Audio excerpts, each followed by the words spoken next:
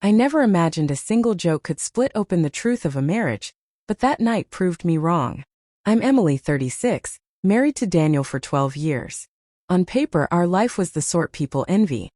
A cozy house in the suburbs, 2 kids, stable careers, and a marriage that looked effortless from the outside. I knew we had cracks, tiny irritations that come with routine, but I thought they were harmless. I thought I was harmless, witty, playful, safe. I was wrong. It happened at my best friend's birthday dinner. The restaurant glowed with warm candlelight, conversations bubbling like champagne around us. Friends, family, everyone we loved were gathered. Daniel sat beside me, calm as always, grounding my chaotic energy. I felt good that night. Light, daring. And then I made the mistake. After the cake was cut, I raised my glass and, with a grin far louder than my voice, said, "Honestly, sometimes I think I need a new husband." The table fell silent. Not dramatic slap in a movie silent, real silent. Heavy. Immediate. A silence with edges. I saw Daniel's reaction before anyone else's. Not anger. Not shock. It was a shift, small but devastating. The kind of look that makes your stomach drop because you instantly know you crossed a line you didn't even know was there. He didn't laugh. Didn't shrug it off. He simply set his glass down, looked straight at me, and said quietly, "I'm not the kind of man you swap jokes for, Emily." It was surgical. Cold without being cruel. A sentence so precise it cut the entire room in half. Every conversation froze. Forks hovered in midair. People stared at their plates like the words might melt through the wood. My cheeks burned. My heart hammered. I opened my mouth to say something, anything, but nothing made it out. His silence said more than a lecture ever could. We left soon after. In the car, he drove steadily, hands relaxed on the wheel. That almost hurt more. No yelling. No sarcasm. Just quiet. Controlled. Final. I tried to lighten the mood again. A dumb instinct, but the moment was dead. Gone. And something inside me knew we had stepped into unfamiliar territory. At home, the weight didn't lift. I paced the rooms, replaying the dinner, replaying his words. Why had something so small landed so hard? Why had the room gone silent? Why had he gone silent? Then the truth settled in my chest like a stone. It wasn't about the joke. It was about respect. It was about a boundary I had laughed past without ever noticing.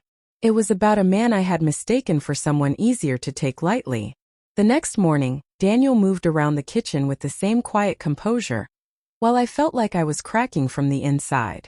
I wanted to apologize, but no words felt big enough.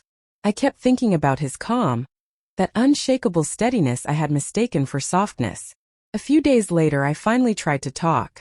"Daniel, about the other night," I said. He didn't look up from his laptop. "About what, Emily?" "The joke. I didn't mean anything by it. I trailed off." He closed the laptop, finally meeting my eyes. Not angry. Just painfully, disarmingly clear. "It wasn't the joke," he said. "It's how little you seem to understand me. If you can throw something like that out in front of everyone, what else have you taken for granted?" The words hit harder than his silence. And the worst part? He was right. I had spent years teasing him, brushing off his seriousness, assuming his quiet meant unbothered. I never stopped to see how my humor might feel from the other side.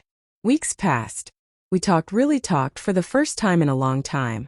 Not about chores or schedules or the kids, but about us. About respect. About being seen. About the small ways we hurt each other without meaning to. I started changing. Not because he demanded it, but because I finally saw him. I paused before making jokes. I listened more. I paid attention. I stopped performing and started being present. And in return, he softened. Not out of weakness, but out of trust. The walls between us didn't crumble. They were carefully disassembled, brick by brick. One evening, after the kids were asleep and the world was quiet, we sat on the couch with a blanket over our legs.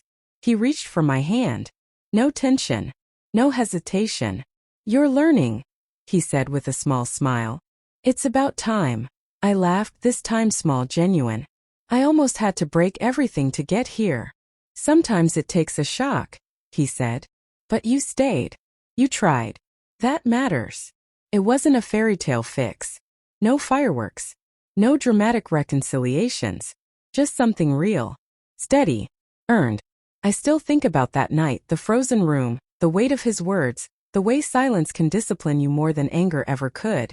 I think about how close we came to drifting apart, and how a single careless joke forced us to see each other again. I look at Daniel now, the quiet strength, the subtle smiles, and I know this. Love isn't just laughter. It's respect. It's awareness. It's growing even when it's uncomfortable. It's understanding the power someone can hold. Not in their anger, but in their silence.